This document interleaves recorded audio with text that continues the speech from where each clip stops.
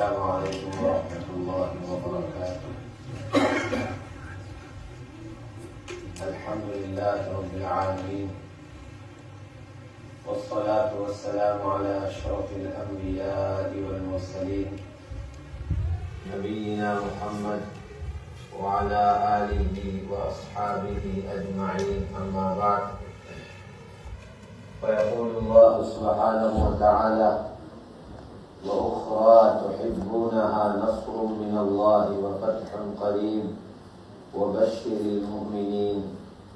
وقال الله سبحانه وتعالى: ومن يتق الله يجعل له من أمره يسرا.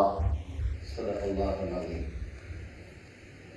وقال النبي صلى الله عليه وسلم: احفظ الله يحفظك، احفظ الله تجده تجاهك، أو كما قال عليه الصلاة والسلام.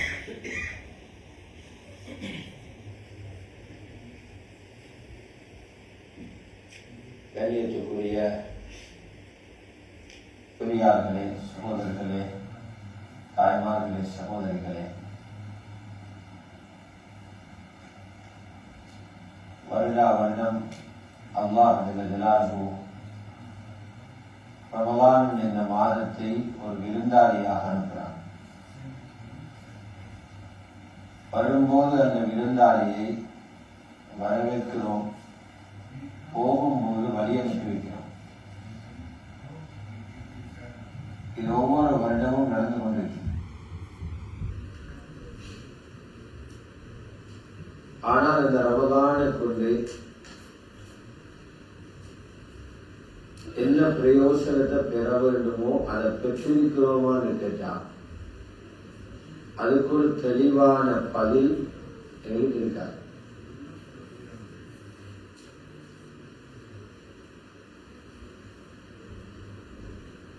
ரமலான் எப்படி என்றால், ஹாஃபிஸ் இப்னு ஜௌஸி ரஹ்மத்துல்லாஹி எழுதுவாங்க, இங்கே பாருங்க, தராவீஹுடைய தொழுகையில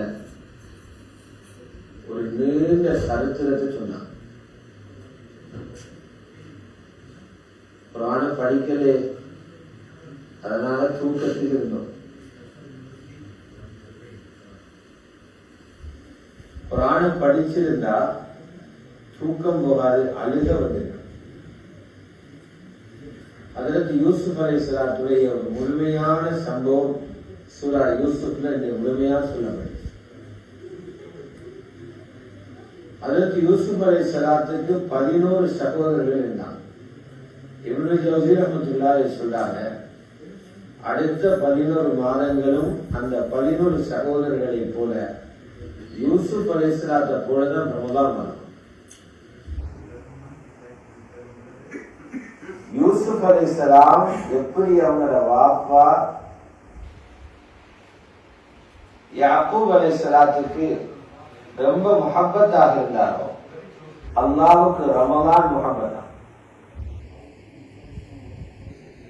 எனவே சொல்றாங்க, ஹஜ்ரத் யூசுப் அலைஹிஸ்ஸலாத்தோட உள்ள அந்த கோபத்தில, பொறாமையில, அல்லது அவருடைய பெருமதிய ஏற்கனவே தெரியாமல் இருந்ததுனால அவரை கொல்றதுக்கும் அவரை ஒரு கிணத்துல கொண்டு போய் போடுறதுக்கும் எப்படி அவங்க சகோதரர்கள் முயற்சி செஞ்சாங்களோ, மூமின்களே ரமலான நீங்க கிணத்துல போட்டுருவாங்க.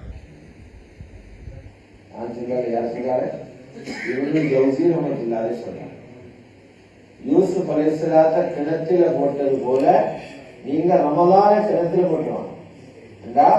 ரமலான வீணாக்கிறவங்க, ரமலான பிரயோசனம் அடையாம, அதோட பெருமதி தெரியாம ரமலான அநியாயப்படுத்திடாதீங்க என்கிறது இப்னு ஜௌஸி ரஹ்மத்துல்லாஹி சொன்னார். சில உலமாக்கள் எழுதி இருக்கிறாங்க, ரமலான் எப்படி இருந்தா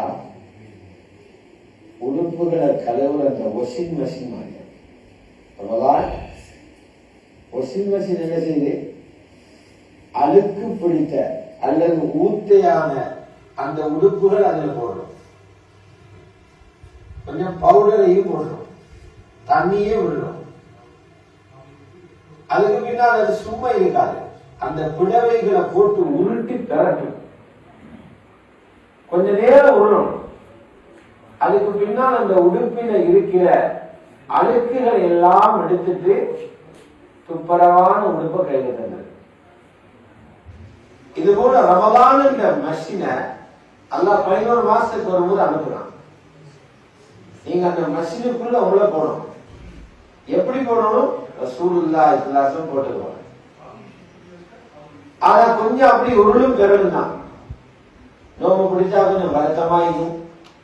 நோம்பு திறந்தோடனே எல்லாருக்கும் தலை சுத்துற, அந்த தலை சுத்துறதோட வந்து தொழணும். சில நேரத்துக்கு எங்களோட தான் மச்சான் தலை சுத்துற, எல்லாருக்கும் மச்சான் சுத்துது. எல்லா மச்சாமாருக்கும் நோம்பு திறந்தா சுத்தும். அது ஒரு முஜாஹதா.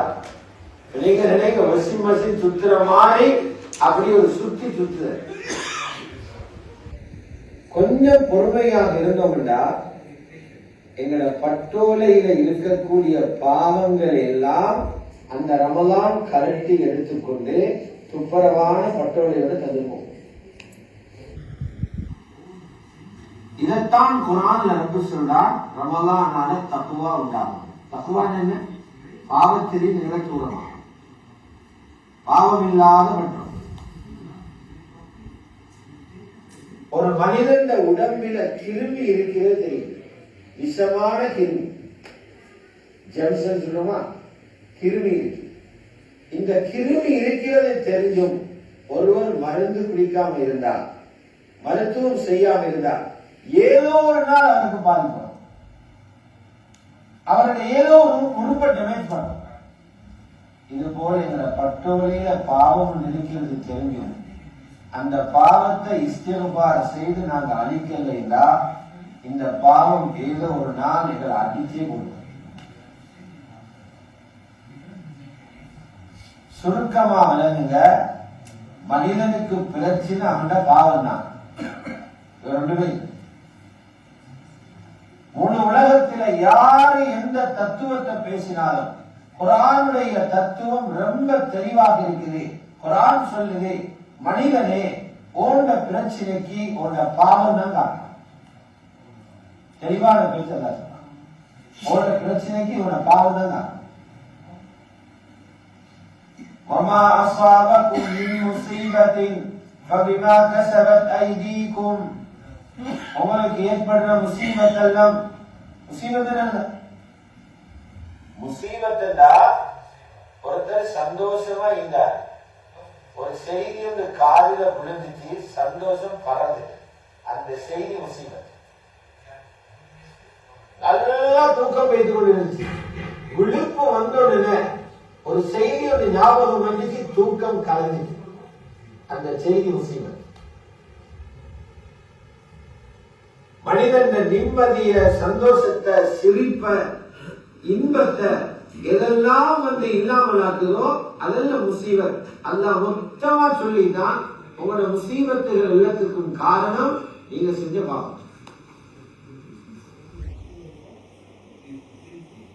யாரும் நினைச்சிடவானும் பாவங்களை வச்சுக்கொண்டு நிம்மதியா வாழையணும். பாவங்களை பட்டோலையை வச்சுக்கொண்டு பெரிய ஒரு பிசினஸ் பண்ணினு நிம்மதியா வாழலைன்னு நினைக்காது. ஒரு நாள் பாவம் உங்களை வாழ விடாது, பாவம் ஒரு நாள் வாழ விடாது. மற்றவங்க நினைப்பாங்க நீங்க வாழ்றீங்க, ஆனா நீங்க வாழ மாட்டீங்க. கவலைப்பட்டு கொண்டும் அழுது கொண்டும் இழந்து கொண்டுமே இருந்து கபரு பேசிடுவீங்க. அதுக்கு பின்னால பெரிய பிரச்சனை தொடரும். கபரு துனியால விலங்கெடுத்தா இஸ்திக்பார் செஞ்சாமலே பாவங்கள் அழிக்கலாம், கபரில விலங்கெடுத்து வேலை.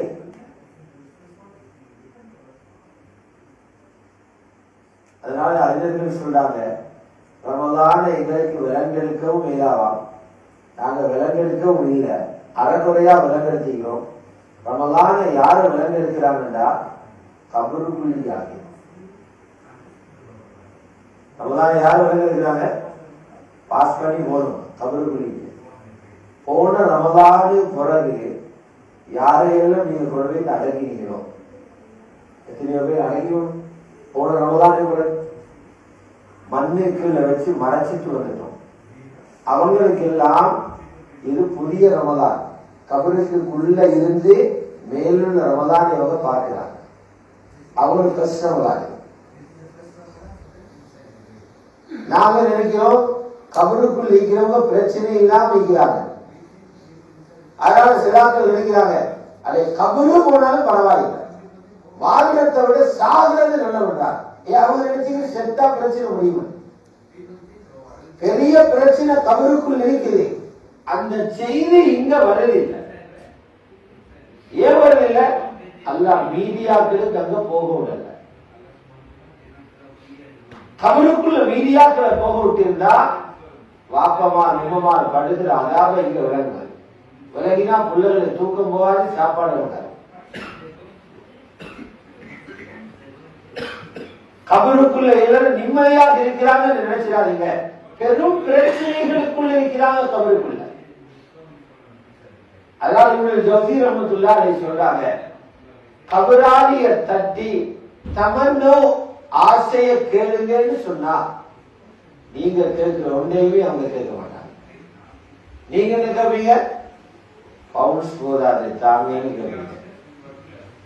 கடன் அடைக்கணும், கடனுக்கு காசு தாங்கன்னு கேட்பீங்க. சொந்த வீடு இல்ல, கவுன்சில வீட்டுல இருக்கிறோம், சொந்த வீடு தாங்கன்னு கேட்பீங்க. நிக்காவு பண்ணாதவங்க கல்யாணம் முடிச்சுட்டாங்கன்னு கேட்பீங்க. இது நீங்க கேட்கிற சொல்றாரு ஜோசி ரஹ்மத்துல்லாஹி கபராளிகிட்ட நீங்க கேட்பீங்கடா, அது ஒன்றுமே எங்களுக்கு வேணும். தல்லாஹி வபில்லாஹி அல்லாஹ் மீது சத்தியம் விட்டு சொல்றேன், அவங்க கேட்பாங்க என்ன தெரியுமா? எங்களுக்கு ரமலான் 30 நாளும் வேணும், எங்களுக்கு ரமலான் ஒரு நாளை தாங்க, இந்த பிரச்சனை எல்லாத்தையும் முடிச்சுடுவோம். கபருக்குள்ள இருக்கிறவருக்கு தெரியுது எங்களை பிரச்சனையை ஒரு நோம்பால முடிக்கல. ஆனா கபருக்கு மேல இருக்கிறவருக்கு தெரியாது 30 நோம்பை பிடிக்கிறாரு, என்ன பண்ணலாம்னு தெரியாம பிடிக்கிறாரு. ரமலான் ஒரு நாளை அவங்க விரும்புவாங்க, ஒரு நாளை தாங்க. இவ்வளவு பெருமதி மிக்க ஒரு நோம்பில 10 நாட்கள் முடிஞ்சு போச்சு. 10வது இரவு இருக்கிறோம், ஒரு பகுதி முடியும். அடுத்த வருஷம் ஆகிற நேரம் எத்தனை பேர் மண்ணுக்கு மேல இருப்போமோ, எத்தனை பேர் மண்ணுக்கு கீழே போயிடுவோமோ தெரியாது. யாருக்கும் அவங்களுடைய இறுதி நேரத்தை தெரியாம, யாரு மேலேயுமோ யாரு கீழே போய்க்கணும்னு தெரியாது. அல்லாஹ்வுடைய நல்லடியார்களே, இந்த நாளிற்கு ரமலானுடைய 10வது நாள். இது முஸ்லிம்கள் எல்லோருக்கும் அல்லாஹ்வுடைய உதவியை காட்டிய ஒரு நாள். முஸ்லிம்கள் ஒவ்வொருவர்களும் படிச்சு வைக்க வேண்டிய ஒரு நாள். எந்த நாள்? இன்றைக்கு முழு உலகத்தில் உள்ள முஸ்லிம்களும் மக்காவில போய்த்து குவிந்து உம்ரா செய்யலாம், தவாப் செய்யலாம், இஅ்திகாஃப் இருக்கலாம், அந்த காபாவை பார்க்கிறத ஆசைப்படுறாங்க. சென்ற வெள்ளிக்கிழமை மக்காவோட வரலாற்றிலேயே ஒரே நாளில் அதிகமான நாட்கள் தவாப் செஞ்சாங்க. 5 லட்சம் பேர் தவாப் செஞ்சாங்க. தவாப் இல்ல, உம்ரா செஞ்சாங்க. இப்படியெல்லாம் அனுபவிக்கலாம். அந்த மக்காவை ரசூலுல்லாஹி ஸல்லல்லாஹு அலைஹி வஸல்லம் கைப்பற்றின நாள் தான் ரமலான் 10. 10 மக்காவுடைய தினம். ஹிஜ்ரி 8வது ஆண்டு ரமலான் துறை 10ல ஸல்லல்லாஹு அலைஹி வஸல்லம் மக்காவை கைப்பற்றினார். இந்த வெற்றியை ஞாபகம் கூறுவதற்காக அல்லாஹ் ரப்பல் இஸ்ஸத் ஒரு சூறாவை இறக்கினார். அதுக்கு பேரை வச்சிருக்கிற சூரத்துல் ஃபத்ஹ். ஃபத்ஹா வெற்றி, வெற்றியை நினைவு கூறக்கூடிய ஒரு சூரத்தை எல்லாம் சொல்லியிருக்கிறேன். மக்காவுடைய வெற்றியிலிருந்து நாம படிக்க வேண்டிய பாடம் என்ன தெரியுமா? சாதி கேளாது என்று நினைக்கிறதையும் அல்லாஹ் நம்புறவருக்கு அல்லாஹ் சாதிச்சு கொடுப்பான். நாங்க நினைப்போம் இதை ஒத்தராலே இந்த பிரச்சனையை தீர்க்கலாது, யாராலும் இந்த பிரச்சனைக்கு முடிவு காண இயலாது. நாங்க எவர்களிடத்துல போய் சொன்னாலும் இதுக்கு தீர்வு சொன்ன ஆள் இல்லை என்று நாங்க நினைப்போம். ரப்பு சொன்ன எனக்கிட்ட வா, நான் பிரச்சனைக்கு தீர்வு தான். ரசூல் ஸல்லல்லாஹு அலைஹி வஸல்லம் மக்கால இருந்தாங்க. அவங்களுக்கு நபிப்பட்டம் கிடைச்சது மக்கால. ஆனா அவங்களையும் யாரும் ஆதரிக்கல, அவங்க தீனுக்கு யாரும் உதவி செய்யவும் இல்லை. அதிகமானவங்க அவங்களை எதிர்த்தாங்க. நம்பிக்கையாளர் என்று சொன்ன நாவுகள் வைத்தியகாரர் என்று சொல்லிச்சு. உண்மை பேசுகிறவர் என்று சொன்ன நாவுகள் சூனியக்காரர் என்று சொல்லிச்சு. எதுக்கு பிறகு ரசூல் ஸல்லல்லாஹு அலைஹி வஸல்லம் தாவத்துக்கு ஆரம்பிச்சிருக்காங்க. காபத்துல்லாஹ்ல தொழுகிறதுக்கு மறுப்பு, தொழ இயலாது. தொழுதாலும் அழுகி போன ஒட்டகத்துடைய குடலை கொண்டு வந்து போட்டாங்க. எந்த நேரம் ரசூலுல்லாஹி ஸல்லல்லாஹு அலைஹி வஸல்லம் இலக்கு வச்சாங்க. அவங்களோட குடும்பத்திற்கு கேட்டாங்க, இவர் நீங்க இவரிடத்தில் ஒப்படைச்சா உங்களோட குடும்பத்தை மதிப்போம், ஏன் இவரை நாங்க கொலை செய்வோம், இவரை கொண்டு போட்டா உலகத்துல பிரச்சனை முடியும். இப்படி சொந்த ஊரிலே தன்னை அடக்கி வச்ச எல்லாம் சரி. நபி ஸல்லல்லாஹு அலைஹி வஸல்லம் ஒரு சூரா செஞ்சாங்க. குர்ஆன் இறங்கிக் கொண்டிருக்கிறது, இந்த மக்களுக்கு சொல்லணும், இந்த குர்ஆன் மக்களுக்கு கற்பிக்கப்படணும், போதிக்கப்படணும். கலிமா சொல்ற மக்கள் சுதந்திரமா கலிமா சொல்லதுக்கு இடம் வேணும். ஆனா கலிமா சொல்லப்பட வேண்டிய இடத்துல உரிமையை யாரும் பிடிச்சுக்கிட்டு இருக்கிறாங்க. அப்ப என்னாச்சு? பெரிய பெரிய ஆட்கள் இருந்தாங்க மக்கள். ஒரு 12-13 வயசு பெரிய நிறுவினார். அவருடைய பேர் அர்க்கம் இப்னுல் அர்க்கம் ரலியல்லாஹு தஆலா. 12 வயசு படி. உடனே சொன்னார், யா ரசூலல்லாஹ், சஃபா மலைக்கு பின்னால எங்க ஊட்டம் இருக்குது, அந்த ஊட்டை நான் கொடுக்கிறேன், அந்த ஊட்டில நீங்க தீனுடைய பணி ஆரம்பிங்க. காபாவு பக்கத்துல சஃபா மர்வாவில சஃபா மலைக்கு பின்னால இருந்த சின்ன ஊடு, அந்த வீட்டை கொடுக்கிறார். அர்க்கம் இப்னுல் அர்க்கம். ஆசிரியர்கள் எழுதுறாங்க, இஸ்லாமிய வரலாற்றில் முதலாவது கொடுக்கப்பட்ட மதரசா. இந்த உலகத்தில் எவ்வளவு பெரிய கலாபீடங்கள் இருக்கிறதோ அந்த எல்லா கலாபீடங்கள்ல, இஸ்லாமிய பல்கலைக்கழகங்கள்ல, இஸ்லாமிய மதரசாக்களினுடைய, குர்ஆன் மதரசாக்களினுடைய அத்தனை கூலியும் அந்த சின்ன வீட்டில் இருந்த அதற்கு அர்த்தமும் நல்லா கொடுத்து கொண்டிருப்பான். முதலாவது தன்னுடைய வீட்டை தீனுக்காக கொடுத்தாங்க. அந்த வீட்டுக்குள்ளதான் ஹஜ்ரத் உமர் குர்ஆனை படிச்சுக்கிட்டாங்க. அந்த வீட்டுக்குள்ளதான் அபூபக்கர் சித்திக் ரலியல்லாஹு அன்ஹு குர்ஆனை படிச்சாங்க. அந்த வீட்டுக்குள்ளதான் ஹஜ்ரத் உஸ்மானுக்கு ஹிதாயத் கிடைச்சது. அந்த வீட்டுக்குள்ளதான் சஅத் இப்னு அபீ வக்காஸுக்கு ஹிதாயத் கிடைச்சது. பெரும் சஹாபாக்கள் அந்த வீட்டுக்குள்ள தீன படிச்சாங்க. சின்ன ஒரு இடம், அவர் அந்த இடத்தை கொடுத்தாலே இருப்பாங்க. இங்கிருந்துதான் சஹாபாக்கள் ஹிஜ்ரத் செஞ்சு மதீனாவுக்கு போனாங்க. கண்ணியமான சகோதரர்களை பெரியார் எவ்வளவு பெரிய ஏக்கம் இருக்கும்.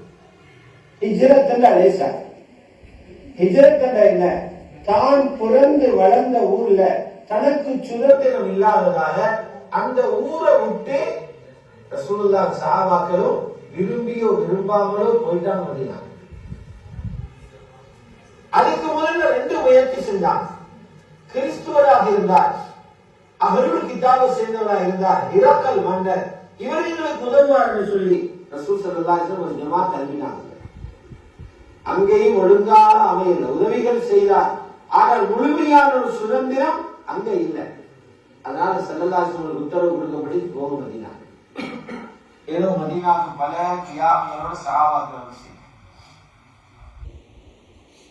5 வருஷம் இருந்தாங்க. எங்களுக்கு உம்ராவு போமான்னு கூப்பிட்டா எவ்வளவு துடிச்சிட்டு போவோம். உம்ராவு போமான்னு கூப்பிட்டா யாரும் மறைக்க மாட்டாங்க, எல்லாரும் விரும்புவாங்க, ஆசைப்படுவாங்க. முழு உலகத்தில் உள்ளவர் கட்டில படுத்துக் கொண்டிருக்கிற ஒருவர் எழுப்பி நடக்க இயலாது, உம்ராவு போகண்டா அவர்கள் மனசில் துடிக்கும் அங்க போகணும். அப்படி மக்காவில பிறந்த ஒருவருக்கு காபாவோடு எவ்வளவு முகம்மதி 5 வருஷமாக காபாவை பார்க்கிற சந்தர்ப்பம் அவங்களுக்கு இல்லை. ஹிஜ்ரத் வந்து இப்ப நபி ஸல்லல்லாஹு அலைஹி வஸல்லம் பல பேரும் சொல்றாங்க, யா ரசூலல்லாஹ், எங்கட மண் இல்லையா, எங்கட காபா, ரப்பட காபாவை பார்க்காம இருக்கேமா, நாங்க போவோம் உம்ரா செய்ய. கிட்டத்தட்ட 1500 பேர் சஹாபாக்கள் தயாராகி உம்ரா செய்து போனாங்க. வந்தது வரட்டும் என்று இஹ்ராம் கட்டி கொண்டு போனாங்க. மக்காவில் இருந்து ஒரு 25 கிலோமீட்டருக்கு முன்னால இந்த செய்தி காபிர்களுக்கு போகுது. எந்த எதிரிகள் எங்களை ஊரை விட்டு போனாங்களோ, முஸ்லிம்கள் இருந்து போனாங்களோ, திருப்பி அவர்கள் வர்றார்களா, கோபத்தோடு இருந்தாங்க. அந்த கோபத்தை வெளிப்படுத்தவர்களுக்கு சந்தர்ப்பம் கிடைச்சது. அவர்கள் பெரிய ஒரு படையை திரட்டிட்டு வந்தாங்க.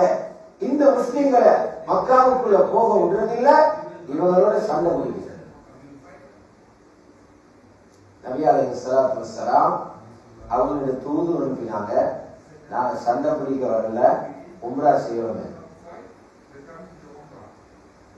அவர் சொன்னா உம்ரா போயிடாது, அதுக்கு முன்னாடி நம்ம இல்லை, உம்ரா போயிடலாம். உஸ்மான் ரலியல்லாஹு தஆலா அவங்களை அனுப்பினாங்க. ஏன்னா ஹஜ்ரத் உஸ்மானுக்கு மக்கால சரியான ஒரு மரியாதை இருந்துச்சு. அவங்களோட குடும்பம் பலம் வாய்ந்த ஒரு குடும்பம். நீங்க போய் என்ன செய்யணும், சமாதானம் பேசணும்.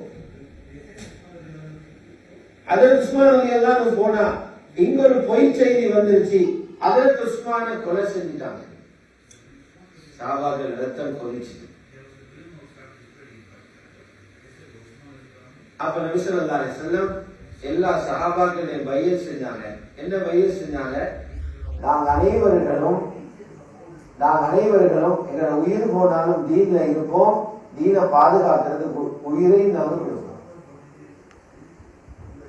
அவ்வளவு பேர் பையத் செஞ்சாங்க. அந்த பையத்துடைய உடன்படிக்கை நடந்துச்சு. ஒரு மரத்துக்கு கீழே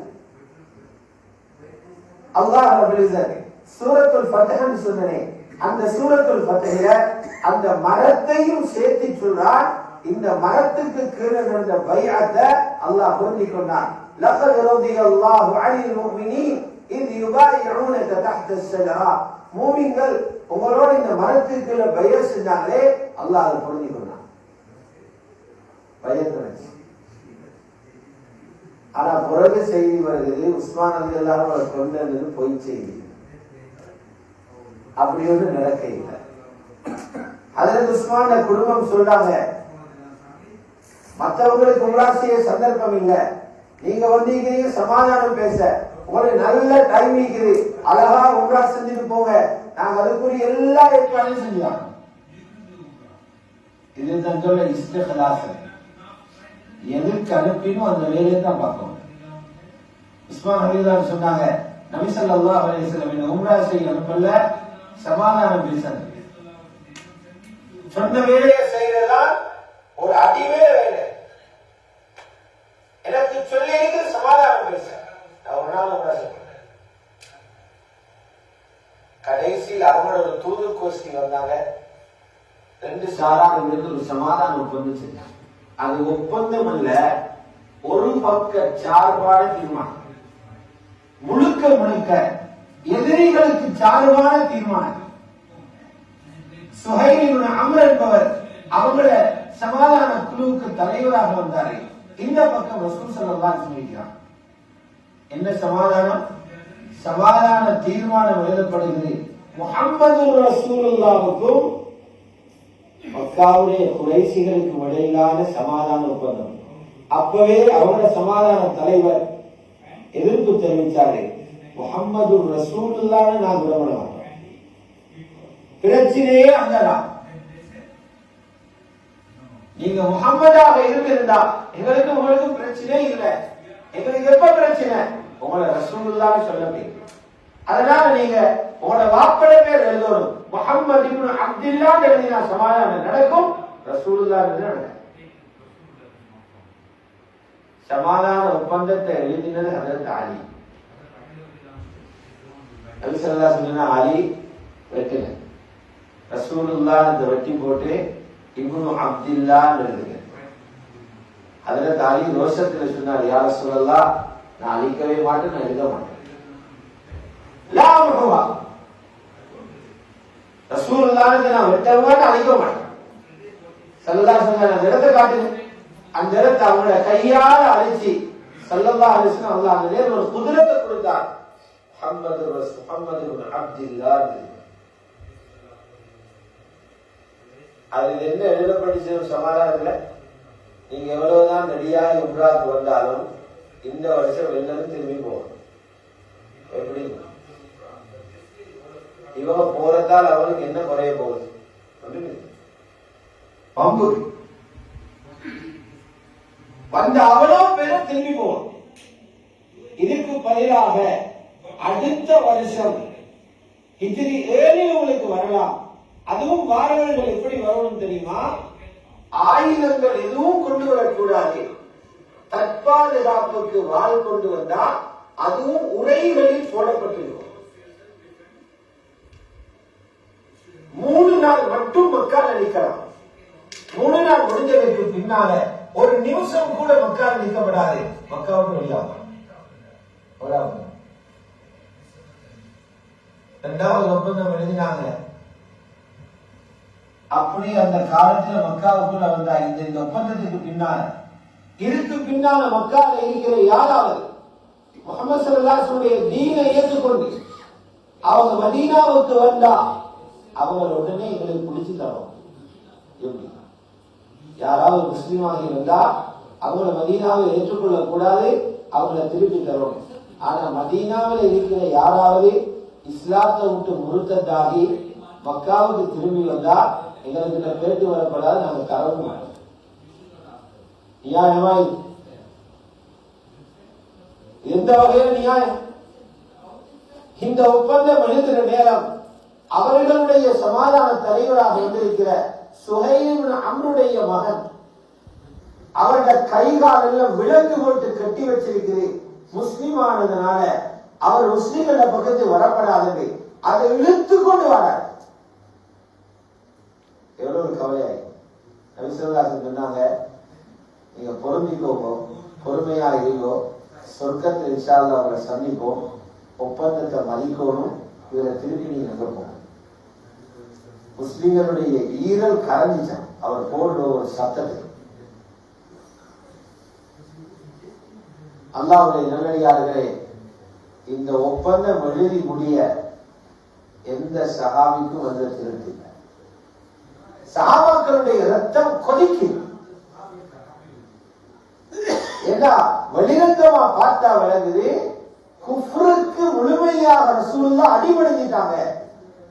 தந்த தீன விட்டு கொடுத்துட்டாங்க, பாத்திலுக்கு ஹக்க விட்டு கொடுத்துட்டாங்க. ஹக்கு ஒரு நாளும் பாத்திலுக்கு கீழே போயிடலாம். அவங்க இருக்கிறது பாத்தில், நாங்க இருக்கிறது ஹக்கு. எப்படி பாத்திலுக்கு கீழே ஹக்கு போயிடும்? ரசூல் ஸல்லல்லாஹு அலைஹி வஸல்லம் அல்லாஹ் தஆலா அவங்களுக்கு தூர சிந்தனையை கொடுத்திருந்தாங்க, அறிவிப்புகளையும் கொடுத்திருந்தாங்க.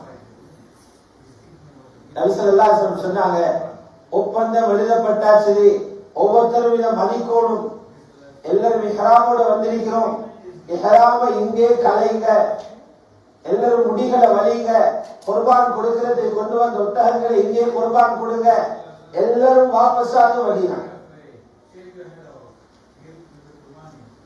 எவ்வளவு கவலை.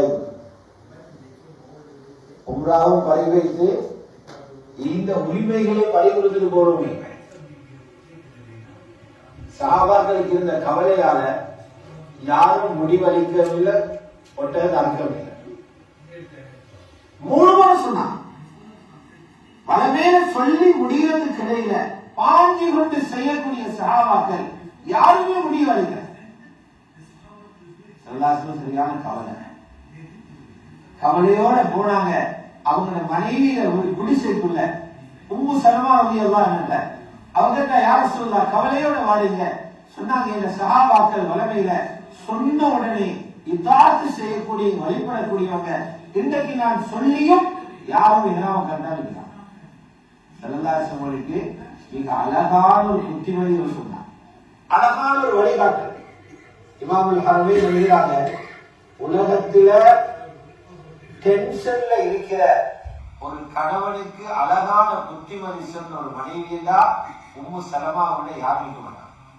அவர் சொன்ன யார சொல்லலாம், நீங்க முழுமையா சொல்லிட்டீங்க, அடுத்தது நீங்க என்ன தெரியுமா செய்யணும், நீங்க உங்களோட முடிகளை வலிச்சு நீங்க உங்களோட குர்பானிகளை கொடுங்க, அதே போல பாருங்க அவங்க வழிபடுவாங்க. கபூல் செஞ்சாங்க ஸல்லல்லாஹு அலைஹி வஸல்லம். அவங்களோட முடிகளை வலிச்சாங்க, அவங்களோட ஒட்டகங்களை குர்பான் கொடுத்தாங்க. சஹாபாக்கள் தூக்கத்தில் இருந்து விழிச்ச மாதிரி விழிச்சாங்க. தூக்கம் விழிச்ச வேகமாக முடிகளை வலிச்சதுனால சிலருடைய தலைகள் வெட்டி அதால ரத்தம் போச்சு. இந்த சபரான கட்டம், இந்த நிலைமையை தாங்கிக் கொள்ள இயலாம அதற்கு உமர் வந்து கேட்டாங்க, யா ரசூலல்லாஹ், நீங்க உண்மையிலே அல்லாஹ்வுடைய தூதர் தான். எங்களுக்கு எவ்வளவு பெரிய பாடத்தை தெரிஞ்சிருக்கும். சில நேரங்கள்ல வரும் எடுக்கிற தீர்மானங்களை தாங்கிறா போற, ஒவ்வொரு கட்டத்தில் குடும்பத்துல வாப்பு எடுக்கிற தீர்மானத்தை பிள்ளைகளை தாங்கிறா போற, சில நேரத்துல கணவர் எடுக்கிற தீர்மானத்தை மனைவி தாங்கிறா போற, சில இடத்துல முதலாளி எடுக்கிற தீர்மானத்தை கீழுள்ள வேலையாட்கள் தாங்கிறா போற, ஒரு சமூகத்துடைய தலைவர் எடுக்கிற தீர்மானத்தை கீழுள்ள மாமூர்களுக்கு தாங்கிறா போற, தாங்கி கொள்ளவே வேண்டாம். அதற்கு பிறகு நான் யார சொல்லலாம், நீங்க உண்மையிலே அல்லாஹ் ரசூல் தானே, உண்மையிலே அல்லாஹ் ரசூல் தானே, அல்லாஹ் அனுப்பப்பட்ட தூதர். அதற்கு பிறகு சொன்னாங்க, இந்த ஒரு கேள்வி அவசரப்பட்டு கேட்டதுக்காக என்ற வாழ்நாள் பூரா நான் நினைவார் நண்பன் முஸ்லீமாசி தேவையில்லாத ஒரு கேள்வியை கேட்கிறேன். இவங்க எல்லாரும் முடிய வலிச்சுட்டு திரும்புறாங்க மதீனாக்கு. ஆயத்திறங்கிச்சு. என்ன ஆயத்திறங்கிச்சு? இன்னா ஃபதஹ்னா லக ஃபத்ஹன் முபீனா, உங்களுக்கு தெளிவான வெற்றியை தந்துட்டோம். என்ன யோசிக்கிறோம், தோத்து கொண்டு போறோம், உம்ராவும் செய்யல, இருந்த உரிமைகள் எல்லாம் வெளுத்தில பறிகொடுத்துட்டு போறோம், குர்ஆன்ல வரது வெற்றியை தந்துட்டோம். இன்னா ஃபதஹ்னா லக ஃபத்ஹன் முபீனா, 3 வருஷம் பிடிச்சது. இன்னா ஃபதஹ்னாவை சஹாபாக்கள் வேணும். அல்லாஹ் என்ன தெரியுமா, இந்த ஒப்பந்தத்தினூடாக மக்காவில் இருக்கிற சில ராணுவ தளபதிகள், மக்காவில் உள்ள தலைவர்கள் பயமில்லாம மதீனால வந்து முஸ்லிம்களோட புலங்குற ஒரு சந்தர்ப்பம் உருவாகுது. இந்த 3 வருஷத்துக்குள்ளால நிறைய தலைவர்கள் இஸ்லாத்தை ஏற்றுக்கொண்டார்.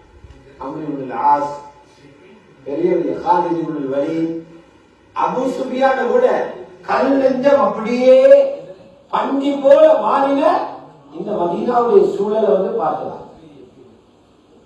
நபி அலைஹிஸ்ஸலாத்து வஸ்ஸலாம் இந்த செய்து கொண்ட பெரிய ஒப்பந்தம், அந்த ஒப்பந்தத்தில் ஒரு நிபந்தனையை மீறினதுனால என்ன செஞ்சாங்க, 10,000 பேர் கொண்ட ஒரு ஜமாத்தை தயாரிச்சு கொண்டு ரமதான்ல போனாங்க மக்கா படிக்கிறது. ஒப்பந்தம் மீறப்பட்டாச்சு, அதனால நாங்க மக்கா படிக்கணும். இங்க ராணுவ ஒத்திகைகள் நடக்குது. மக்கா எப்படி முடிக்கணும், எந்தெந்த ரோடால போய் திறக்கணும், இதே ஒரு சஹாபி மக்காவிலிருந்து லெட்டரில் எழுதி அனுப்பிட்டார். மதீனாவிலிருந்து மக்கா கிளம்புறார். உளவு தகவல் செய்தியாக இருந்து ரசூலுல்லாஹ் மக்கா பிடிக்க வர போறாங்க, கவனமா இருங்க என்ற ஒரு லெட்டர்ல எழுதி சாரான்னு சொன்ன ஒரு பெண்ணிட்ட கொடுத்து அவ கொண்டைக்குள்ள வச்சு அதை எடுத்துக்கொண்டு போறா மதீனா மக்கா. ஜிப்ரீல் அலைஹிஸ்ஸலாம் வந்து சொல்லிட்டாங்க, புகாரி ஷரீஃப்ல இருக்குது. நபி ஸல்லல்லாஹு அலைஹி வஸல்லம் ஹஜ்ரத் அலி, மர்சத் அல்-கன்வி, ஹஜ்ரத் பிலால் போன 4-5 பேரை கூப்பிட்டு சொன்னாங்க, மதீனாவிலிருந்து மக்காவுக்கு ஒரு கோஷ்டி போகுது, கிட்ட ரவுலத்து ஹாக நடத்துல, அதுல இப்படி பேரில் ஒரு பொம்பளை இருக்குது, அவரை கொண்டேக்குள்ள லெட்டர் ஒன்று இருக்குது, அதை எடுத்துக்கணும். இவங்க போய் அந்த பெண்ணிடத்தை கேட்கிறாங்க, அந்த கொண்டையில் இருக்கிற கடிதத்தை தான். அவர் சொன்ன என்ன நடக்கும், அப்படி கடிதம் முடியல, அங்க நீங்க அவரோட பேக் பொரியெல்லாம் செக் பண்ணிதான் எங்கேயுமே கடிதம் இல்லை. ஹஜ்ரத் அலி சொன்னாங்க, நீ கடிதத்தை வெளியெடுக்க போறியா உன்னை நிர்வாணமாக்கி பார்க்கலாம். எங்களை ரசூலுல்லாஹ் ஒரு நாளும் பொய் சொல்ல மாட்டாங்க. அவருக்கு தெரியும். கடைசியில கொண்டையிலிருந்து கடிதத்தை எடுத்து கொடுத்தா அதுல பார்த்தா ஹாத்தபிபு நபி பல்தா அந்த முன்னணியில உள்ள ஒரு பதில் சஹாபி அவர் கடிதம் எழுதி அனுப்பியாரே இப்படியான செய்திகள் வருகிறது. உள்ளுக்கு 10 எங்களுக்குள்ள இருக்கிற ஒருத்தரே தகவல் கொடுத்தீங்க. அதில் துமர் சொல்லாங்க, யார சொல்லலா எனக்கு ஒரு ஓடருன்றதாக களத்து உருளுவீங்க. தானியார சொல்லலாம் அவரை கொடுக்கவும் நான் இந்த ஹாத்தமுடைய கலத்தை விட்டு எங்களோட இருந்து குளிவட்டி படிச்சு கொடுத்தாங்க. எந்த விஷயம் நெருப்பு மாதிரி தெரிஞ்சாலும் எதையும் நிதானமா அணுகணும். செய்தி நெருப்பு மாதிரி இருந்தாலும் செய்தியை பார்த்து தீவிரப்படக்கூடாது, நிதானமா அணுகணும் சொன்னாங்க. நீங்க எல்லாரும் சொல்றீங்க கடிதம் வந்திருக்குது, கடிதம் வந்த செய்தி எனக்கே தான் வந்துச்சு, அவசரப்படமான அவரை கூப்பிடுவோம். அவர் சொன்னார், யார சொல்லலாம் நான் ஒரு நாள் முன்னாபிக்கிறேன், நான் அல்லாஹ் என் ரசூலை உள்ளத்தால் நேசிக்கிறேன். முனாபித்தான் தினம் செய்ய நான் ஏன் கடிதம் தெரியுமா? இங்க மக்காவிலிருந்து வந்திருக்கிற முஹாஜிர்கள் எல்லாருக்கும் இவங்களோட குடும்பத்தில் உள்ள சிலர் மக்காவில் இப்பவும் இருக்கிறார். அவங்க இவங்களோட சொத்துக்களை பாதுகாத்துக் கொண்டு இருக்கிறார். எனக்கு அப்படி பாதுகாக்கிறது உத்தரவே எங்க இல்லை. ஏன்னா சொத்துக்கள் அங்க இருக்குது, பாதுகாப்பு உத்தரவே இல்லை. இப்படி ஒரு சப்போர்ட் கொடுத்தா தான் என் சொத்துக்களை பாதுகாப்பாங்க. அதுக்குத்தான் நான் அனுப்பினே தவிர இப்படி எல்லாம் காட்டி கொடுக்கணும்னு உணர்வில்லை அல்ல. இப்ப நபி அலைஹிஸ்ஸலாத்து வஸ்ஸலாம் சொல்றாங்க, ஹாத்தப் இப்னு அபீ பல்தா உண்மையே சொன்னாரு, அவருடைய பேச்சில நியாயம் இருக்கு, அவரை விட்டுடுங்க. திரும்ப ஹதரத் சொன்னாங்க, இதுக்கெல்லாம் இவ்வளவு பெரிய ஒரு செய்திய 10,000 பேரை காட்டி கொடுக்கிற வேலை, இதை சரிமானமா யார சொல்லுதா விட்டுங்க, கலந்த விட்டு. நபி ஸல்லல்லாஹு அலைஹி வஸல்லம் ஹதரத் உமரை நிதானப்படுத்துறாங்க. உமர், உங்களுக்கு தெரியுமா இவர் பத்ர் சஹாபி, ஹாத்தப் இப்னு அபீ பல்தா பத்ர் சஹாபி. அல்லாஹ் சுப்ஹானஹு வ தஆலா பத்ர் யுத்தம் முடிஞ்சதுக்கு பின்னால பத்ர் சஹாபாக்களை பார்த்து சொன்னான், இஅமலு மா ஷி'தும், நீங்க விரும்பினதை இதுக்கு பிறகு செய்யுங்க, உங்களை மன்னிச்சுட்டு உங்களை எல்லாரும் சொர்க்கம் பாருங்க. அதுல ரொம்ப அழுதுதான். புகாரி ஷரீஃப் இந்த செய்தி. பெரியார்களே, சகோதரர்களே, நபி அலைஹிஸ்ஸலாத்து வஸ்ஸலாம் மக்காவுக்கு கிட்ட போயிட்டு ஒரு பெரிய இடத்துல ராவு கேம்ப் அடிச்சு இருந்தாங்க. 10,000 பேர். அப்ப மக்காவுக்குள் அப்பதான் செய்தி புகஞ்சு கொண்டிருக்கிறது. மக்காவில் முக்கியமான தலைவர்கள் அபூ சுஃபியான், சஃப்வான் இப்னு உமையா இது போன்றவங்க வந்தாங்க உளவு பார்க்க. மக்காவை சுற்றியுள்ள பகுதிகளில் பார்த்தா பெரிய ஒரு கிரவுண்ட்ல பெரிய ஒரு கூட்டம் நிக்குது. அபூ சுஃபியான் கேட்கிறார், இவ்வளவு பெரிய கூட்டம் எங்க போறாங்க? இது அரஃபா நாளையில சாப்பாடு ஆக்குற மாதிரி அங்க இங்க சாப்பாடு ஆக்குறாங்க. நெருப்பெல்லாம் 10. ஒருத்தர் சொன்னாரு, இது பெரிய ஒரு கபீரா கோத்திரம் எங்கேயோ பயணம் போறாங்க சொன்னார். அப்படி போயில இது வேற என்ன ஒரு நடக்குது. பேசிக்கொண்டு இருக்கிறதுல சஹாபாக்கள் உளவாளிகள் 3 பேரை பிடிச்சு போயிட்டான். மக்கான லீடரை கைது செஞ்சான். அவர் நீண்ட சம்பவம். காலையில மக்கா புடிபட போகுது. ராவுக்கு இருக்கிறாங்க சஹாபாக்கள். முஹாஜிர்களான சஹாபாக்களுக்கு எப்படி சந்தோஷம்னா, 7-8 வருஷத்துக்கு பிறகு எங்களோட சொந்த வீட்டுல நாளைக்கு நாங்க குடியேற போறோம். இந்த சந்தோஷத்துல நாங்க எங்களோட பழைய வீட்டுல போறோம். எங்களோட உம்மா வாப்பா எங்களை எங்க வளர்த்தாங்களோ அந்த வீட்டுல குடியிருக்க போறோம். யா ரசூலல்லாஹ், நீங்களும் மக்கா வாசிதானே, நீங்க எந்த வீட்டுக்கு போறீங்க? ரசூலுல்லாஹ் சொல்லிக்கணும், நாங்க எங்க ஆமியை போட்டு குடிக்க போறோம். நான் நினைச்ச இடத்துல நான் நினைச்சா காபாவுக்குள்ளே சல்லல்லாஹுடைய பணிவை பாருங்க. ரசூலுல்லாஹ் கேட்டாங்க, எங்களை வாப்பட சொத்துகளும் இருந்துதான், ஆனாலும் எங்களை பெரியப்பா அபூ தாலிப் மகன் தீண்டாரு அகீல் நபி தாலிப், அவர் எங்களை சொத்துக்களை வித்து போட்டாரு. நாம் எங்க போயிட்டு நிக்கிறது. இப்படி ஒரு தலைவர் எழுதிருப்பாங்க. கேட்டாங்க, வஹல் தரக்கலனா அகீலுன் யாரா, அகீல் எங்களுக்கு ஒரு கூச்சல் விட்டு வச்சாரா? அவர் எல்லாத்தையுமே எடுத்துக்கிட்டாரு. நான் எங்க தங்க போறோம் தெரியுமா? எங்களை பனு ஹாஷிம் பனு முத்தலிப் என்ற 2 கோத்திரத்தையும் மக்காவுக்கும் மினாவுக்கும் இடையில் உள்ள ஒரு பள்ளத்தாக்கு ஷியாபை அபீ தாலிப் என்ற இடத்துல அப்படியே முற்றுகையிட்டு வச்சிருந்தாங்க 2 வருஷம். பிள்ளைகள் பால் இல்லாம உணவு இல்லாம அழுத சத்தம் காபாவிட்ட கேட்டுச்சு. இலகுலகளை திண்டு வாழ்ந்தோம். அந்த இடத்திலிருந்து நல்லா எங்களை பாதுகாத்தான். அதுக்கு நன்றி செலுத்தும் முகமாக அந்த பள்ளத்தாக்குல எல்லாம் நான் நிக்க போனேன். ஜமாத்த 2ஆ பிரிச்சாங்க. மக்காவில மலை வழியாக வர வழிக்கிற ஹஜ்ரத் காலித் இப்னு வலீத் அனுப்பினாங்க. அடுத்த வழியாக ஸல்லல்லாஹு அலைஹி வஸல்லம் வந்தாங்க. மஸ்ஜிதுல் ஜின் இருக்குது மக்கால, அதுக்கு பக்கத்தில் உள்ள இடத்துல ஹஜ்ஜூன் என்ற இடத்துல கொடியை நட்ட சொன்னாங்க. கொடி நட்டப்பட்டுச்சு. காபாவை வெற்றி கொண்டாங்க. காபாவுக்குள்ள போறாங்க நபி ஸல்லல்லாஹு அலைஹி வஸல்லம். ஆயத்தை ஓதுறாங்க. வகுல் ஜாஅல் ஹக்கு வஸஹகல் பாத்தில். ஹக்கு இஸ்லாம் மக்காவுக்குள்ள வந்துட்டு இங்கிருந்த குஃப்ரும் ஷிர்க்கும் சிலை வணக்கம் அழிந்து போய்விட்டது. நிச்சயமாக பாத்தில் அழியும் என்ற ஆயத்தை ஓதிக்கொண்டு ஸல்லல்லாஹு அலைஹி வஸல்லம் 360 சிலைகளையும் கையில் உள்ள அசாவால குத்தி குத்தி உடைச்சு போட்டாங்க.